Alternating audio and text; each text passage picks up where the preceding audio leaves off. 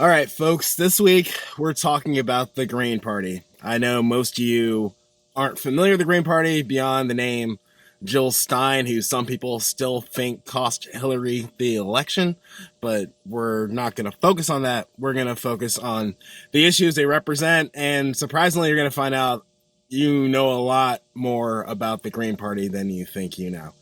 In 2020, Howie Hawkins is a nominee for the Green Party, and he will be on most ballots in the country. Probably not as many as the Libertarians, so he's still fighting to get on some ballots, but he's still considered a major candidate that most of you will see and have a choice to vote for in the election in November. Now, the Green Party has two major goals. The first part is the environment, where the green comes from. The second part is jobs. So that's basically how you can break down the Green Party into two words. But I went ahead and got a lot of notes to share with you about the Green Party in detail so you can kind of get a better glimpse of who they are.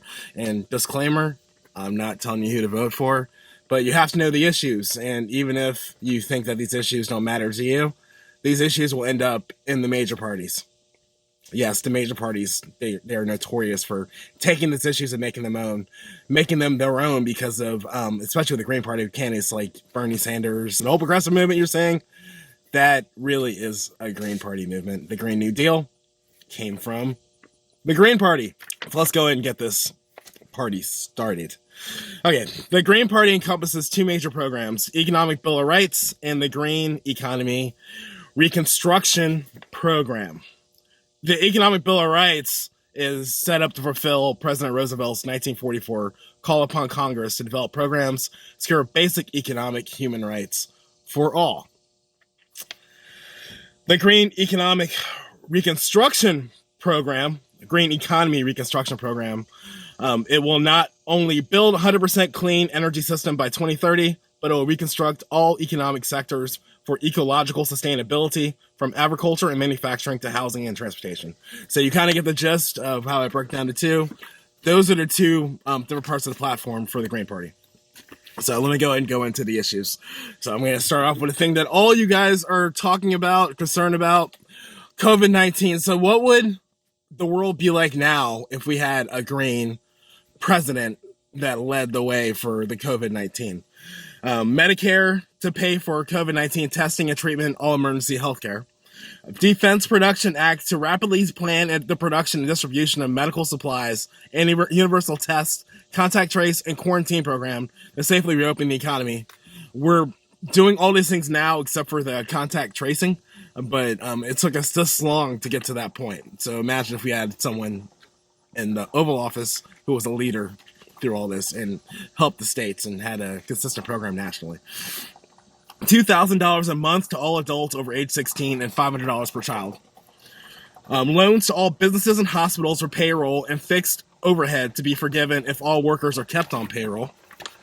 See, all this is making sense to me. This stuff we've already heard. I mean, you guys got your $1,500 check. Some of you didn't, but most of us did. And we also got money for unemployment as well. Moratorium on evictions, foreclosures, utility shutoffs. Cancel rent, mortgage, utility payments. The federal government pays those bills. High-income people pay taxes on this relief. Suspend student loan payments with 0% interest accumulation. Federal universal rent control. Aid to state and local governments, sufficient to keep essential services running. 10-year, $42 trillion eco-socialist Green New Deal for economic recovery through a just transition to 100% clean energy by 2030. Universal mail-in ballots for 2020 general election. Now, I threw a word in there that might have set you off. Socialist. The Green Party is a socialist party. And when I say socialist, I'm not talking about communist Russia or Venezuela, because most of the stuff we do is socialist anyways, with Social Security, Medicare, VA benefits. Those are all socialist programs. So we need to work past the word and to understand what they're trying to say and the kind of world that they want to see. So up next, the eco-socialist Green New Deal. Public ownership and planning in energy.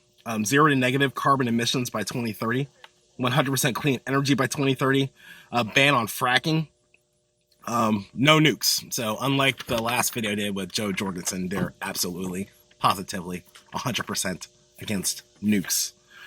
Electrified rails, heat pumps to heat and cool buildings, regenerative organic agriculture, parity pricing and supply management for all agricultural commodities, and Civilian Conservation Corps for forest, wetland, habitat restoration. So that is the eco-socialist Green New Deal. Sound familiar? Sounds like the Green New Deal they were trying to get through the House of Representatives. It's all a cycle, all borrowed from each other. Peace policies. Pledge no first use of nuclear weapons. Unilaterally disarm to a minimum credible deterrent. Negotiate with nuclear powers, enact the Treaty on the Prohibition of Nuclear Weapons. End the endless wars. Bring our troops home. Sound familiar? Yeah. Cut the military budget by 75%. Imagine all the money and the stuff we could do with that. Invest savings in global Green New Deal. Use diplomacy and international law to promote peace, human rights, and democracy. All that sounds great to me. So, the next step is the Economic Bill of Rights. Number 1, job guarantee. I mean, with this crazy numbers of unemployment happening right now, imagine if we had it set up so that everybody had the opportunity for a job. Imagine a world like that. Guaranteed minimum income above poverty. $20 minimum wage. Affordable housing, all through universal rent control and public housing. Medicare for all, a community-controlled national health service, a lifelong free public education, kindergarten through college. Secure retirement, double social security benefits.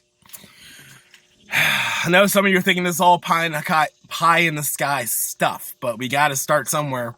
We got to start the conversation because this is addressing the real problems on the street right now.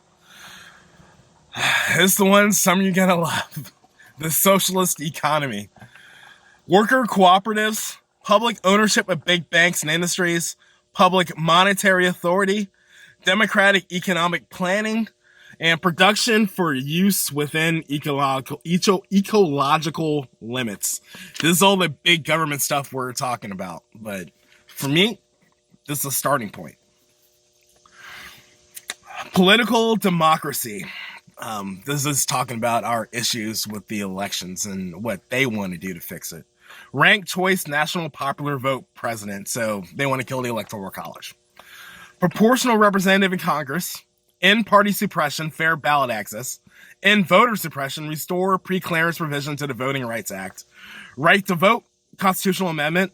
Automatic voter registration. Voting rights for felons. That's well underway. Auditable paper balloting. Full public campaign finance. We the people amendment and the corporate personhood and money is speech legal doctrines and DC statehood. I love getting the money out of politics. Social justice. Enforce anti-discrimination laws. Restore affirmative action, provide equal opportunities. Student and medical debt relief. Defend abortion rights and the Equality Act. Equal Rights Amendment. Preparations for African American. Honor Indian treaty rights. Rights for farm workers under Fair Labor Standards Act. Legal status for undocumented immigrants. Open borders like within the European Union. So when you hear everybody yelling about open borders, that's the Green Party. That's not the Democrats. That's the Green Party. Facts still matter. And then criminal civil justice, monitor and prosecute white racist terrorists. Federal investigations of local police misconduct. Community control of the police. End mass incarceration, legalize marijuana, drug treatment on demand, decriminalize sex work, fight corporate crime, end warrantless mass surveillance, and pardon whistleblower and political prisoners. Sounds like the libertarians. Media democracy, restore net neutrality, socialize social media and e-commerce monopolies, diversify private media ownership, and fund independent community-based public media. So they want to control the media because the media is out of control. Is this the answer? I don't think so, but that's their platform.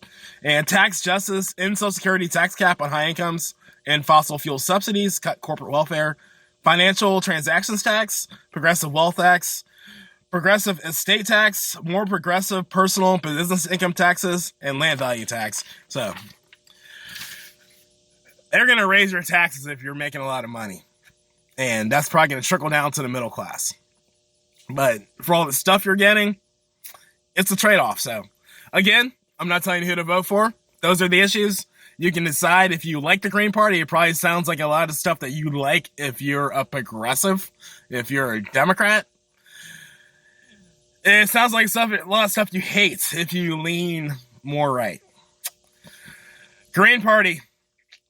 Those are the issues. We need to know the issues. We can't just walk in and talk about how much we hate each other or what someone did in the past or all the other stuff. We got to work with what we have, folks. Welcome to Indecision 2020. My name is Cal King. Thank you for attending my Jeep chat.